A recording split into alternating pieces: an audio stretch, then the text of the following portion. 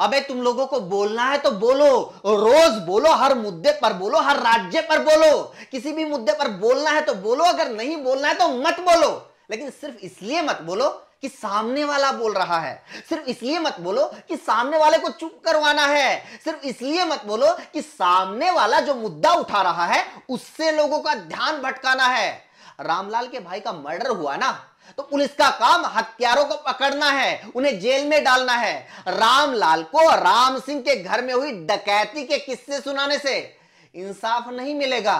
रमेश के घर में आग लगी है ना, तो उसको बुझाने से रमेश का भला होगा। रमेश को राकेश के घर की आग के किस्से सुनाने से आग नहीं बुझेगी। देखा भाई साहब, विपक्ष कैसे पूरे देश का उल्लू बना रहा है, कैसे संसद में चर्चा से भाग रहा है। अच्छा, विपक्ष चर्चा से भाग रहा है और मोदी जी तो चर्चा के लिए तैयार बैठे हैं। बिल्कुल, लेकिन विपक्ष का काम तो यही रह गया है ना कि संसद में आओ, हंगामा करो, कार्रवाई को स्थगित कर दो ताकि बहस से भागा जा सके। अच्छा, ये बताओ सरकार कौन से नियम के तहत चर्चा करवाना चाहती है? इससे क्या फर्क पड़ता है? पड़ता है। सरकार मणिपुर पर चर्चा रूल 176 के तहत करवाना चाहती है। इसमें मुश्किल से 2.5 घंटे तक ही चर्चा हो सकती है। जो लोग चर्चा में भाग लेना चाहते हैं, जो सांसद इस मुद्दे पर बोलना चाहते हैं, वो बोल ही नहीं पाएंगे। ये चर्चा नहीं, सिर्फ फॉर्मेलिटी और सरकार का भाषण बनकर रह जाएगी। जबकि विपक्ष रूल 267 के तहत चर्चा चाहता है। इसके तहत लंबी चर्चा हो सकती है, सबको बोलने का मौका मिल सकता है। विपक्ष चाहता है कि सदन के नेता यानी प्रधानमंत्री इस मुद्दे पर खुद आकर जवाब दें। अगर प्रधानमंत्री वैसे नहीं बोल सकते तो कोई दिक्कत नहीं, बेशक टेलीप्रॉम्प्टर लगाकर जवाब दे दें, लेकिन वो संसद में अपना मुंह तो खोलें। लेकिन गृह मंत्री अमित शाह तो जवाब देने के लिए तैयार है। कौन अमित शाह? जो 4 दिन मणिपुर का टूर करके आ गए और हालात में सुई की नोक जितना भी फर्क नहीं पड़ा। वो अमित शाह जिन्हें वीडियो वायरल होने से पहले ये तक पता नहीं चला कि मणिपुर में महिलाओं के साथ क्या हो रहा है। वो अमित शाह जिन्हें मणिपुर के मुख्यमंत्री ने ये तक नहीं बताया कि ऐसी ऐसी तो मणिपुर में सैकड़ों वारदातें हो चुकी हैं। जिस अमित शाह को मणिपुर पर इस्तीफा देना चाहिए, वो संसद में भाषण देंगे।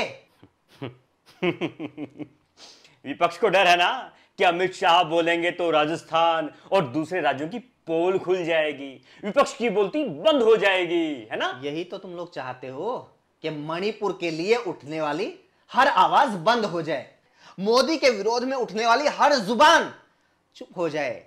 इसलिए राहुल गांधी की सदस्यता छीन ली गई, इसलिए सांसद संजय सिंह को सस्पेंड कर दिया गया, क्योंकि मोदी ने ठान रखा है ना बोलूंगा ना बोलने दूंगा। लेकिन याद रखना, ये जो तुम लोग मणिपुर की तुलना दूसरे राज्यों से करके इज इक्वल टू करने का गेम खेल रहे हो ना, तुम लोग मणिपुर की जनता के घाव पर नमक छिड़क रहे हो, क्योंकि जिसको चोट लगी है उसी को मरहम लगाना पड़ेगा। दूसरों के घाव कुरेदने से मणिपुर के घाव नहीं भरेंगे। अच्छा, आप लोग मणिपुर पर बोलो तो मरहम लगा रहे हो, हम दूसरे राज्यों पर जवाब मांगे तो नमक छिड़क रहे हैं। वाह, ये तो कमाल का लॉजिक है भाई। एक बात बताओ, तुम लोगों को जवाब मांगने से किसने रोका है? दूसरे राज्यों के मुख्यमंत्री कोई इंटरनेट बंद करके अपना चेहरा छिपाए नहीं बैठे हैं। उनका राज्य 3-3 महीने से नहीं जल रहा है। कोई सरकार 3-3 महीने तक नपुंसकों की तरह तमाशबीन नहीं बनी हुई है। फिर भी जवाब मांगना है तो मांगो, रोज मांगो, लेकिन सिर्फ इसलिए जवाब मांगने का ड्रामा मत करो क्योंकि मोदी के पास मणिपुर पर जवाब देने के लिए कुछ नहीं है। यार, आप लोगों की सुई मोदी पर ही क्यों अटक जाती है?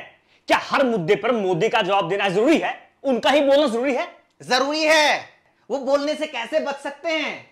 वोट मांगने के लिए तो रैलियों में बड़ा बोलते थे, अब संसद में बोलने से क्या हलक सूख रहा है? वोट मांगते हुए तो वो बड़ा कहते थे, भाइयों बहनों, भाइयों बहनों। अब क्या हुआ उस भाई को? ऐसा कौन सा भाई है दुनिया में जो अपनी बहनों के साथ ये सब होता हुआ देखकर भी चुप रहता है?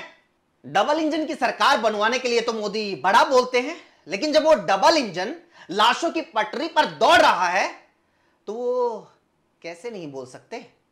मोदी जब खुद विपक्ष में थे तो बड़ा बोलते थे, सरकारों से बड़े जवाब मांगते थे, सीधे प्रधानमंत्री से जवाब मांगते थे। आज भी खुद उनके हाथ में दो दो सरकारों की कमान है, तब मोदी क्यों नहीं बोल रहे?